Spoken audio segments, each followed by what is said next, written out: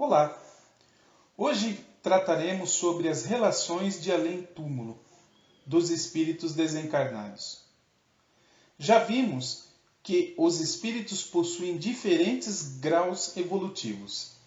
E para melhor entendimento, Kardec os classificou em 3 ordens e 10 classes. E como se relacionam entre si os espíritos de diferentes ordens? Bem, as relações entre os espíritos se dá por subordinação a uma relativa autoridade moral. Os espíritos desencarnados, por não possuírem órgãos sensoriais, podem, à sua vontade, ativar ou anular as suas percepções, mas por questões naturais não resistem à autoridade moral dos que lhes são superiores. Essa naturalidade advém da lei de sociedade, onde o espírito superior auxilia ao que lhe é inferior. Podemos nos questionar: como fica o livre-arbítrio do espírito inferior, já que contra sua vontade o espírito superior lhe aconselha?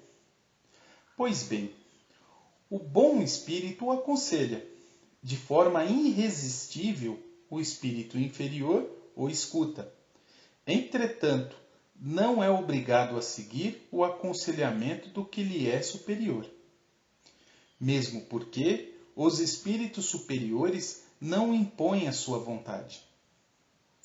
Vemos o exemplo de Jesus, que nos ensinou sem jamais impor condições ou coerção para seguir os seus ensinamentos.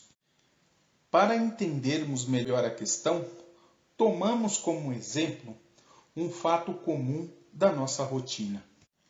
Um espírito familiar, entendemos familiar no sentido de afinidade, e superior, nos aconselha de algo. Recebemos a intuição sem que para isso tenhamos dado a prévia autorização. A intuição simplesmente acontece, mas para seguir aos que nos foi aconselhado por intuição, dependerá sempre do nosso livre-arbítrio. A irresistível subordinação do espírito inferior ao que lhe é superior se dá por sintonia das frequências de pensamento. Porque o pensamento é a forma de comunicação no mundo espiritual, sendo que o fluido universal estabelece a comunicação constante, por ser o veículo do pensamento, assim como o ar, no planeta Terra, transporta o som. Se um espírito da ordem dos bons espíritos consegue sintonizar o pensamento do que lhe é inferior, significa que em um dado momento da sua trajetória evolutiva, ele pertenceu à ordem dos espíritos imperfeitos. Então, ele reconhece a frequência de pensamento dos espíritos imperfeitos e, com a naturalidade, consegue adequar a sua frequência de pensamento e se sintonizar com os que lhe são inferiores. No mundo espiritual, o que determina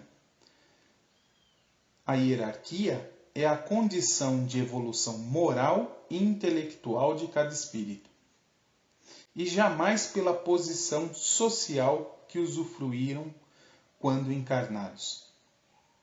Por exemplo, espíritos que exerceram as funções de soldado e general, respectivamente, na Terra.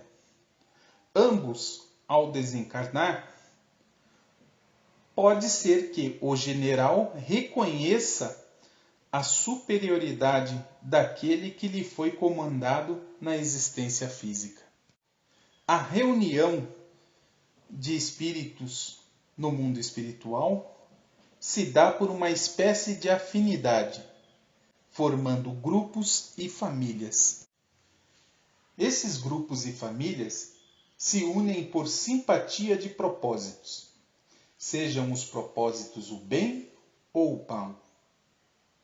Kardec fez uma analogia para entendermos essa dinâmica das relações no mundo espiritual, como sendo uma grande cidade, onde os homens de todas as classes e de todas as condições se veem e se encontram, sem se confundirem, onde as sociedades se formam pela similitude de gostos, onde o vício e a virtude se acotovelam, sem se falarem. A liberdade de acesso dos espíritos inferiores é restrita, ao contrário dos bons espíritos, que conseguem trafegar por toda a parte, para exercer sua influência benéfica. O reconhecimento da individualidade se dá pelo perispírito, que os torna distintos uns dos outros. Entretanto, os espíritos superiores podem se tornar invisíveis aos que lhes são inferiores, se isto for necessário. Ele o faz adequando a frequência de seu pensamento. Um outro ponto é a dúvida mais frequente, é se, após o desencarne, reconheceremos aqueles que conviveram conosco na Terra? Sim, na maneira esclarecedora da questão 285A, vemos a nossa vida passada e a lemos como um livro, vendo o passado de nossos amigos e de nossos inimigos. Vemos a sua passagem da vida para a morte.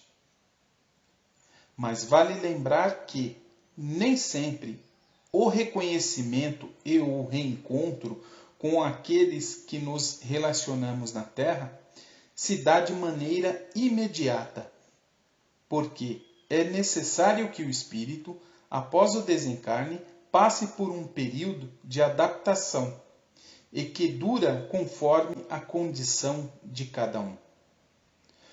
Os espíritos se reconhecem e podem se reencontrar. Entretanto, permanecerem juntos dependerá da elevação e escolhas que cada um seguiu para o seu adiantamento. E assim a gente encerra a nossa explanação de hoje, sempre lembrando que, se ficaram dúvidas, se quiserem comentar, utilize os comentários da nossa publicação. E fiquem em paz.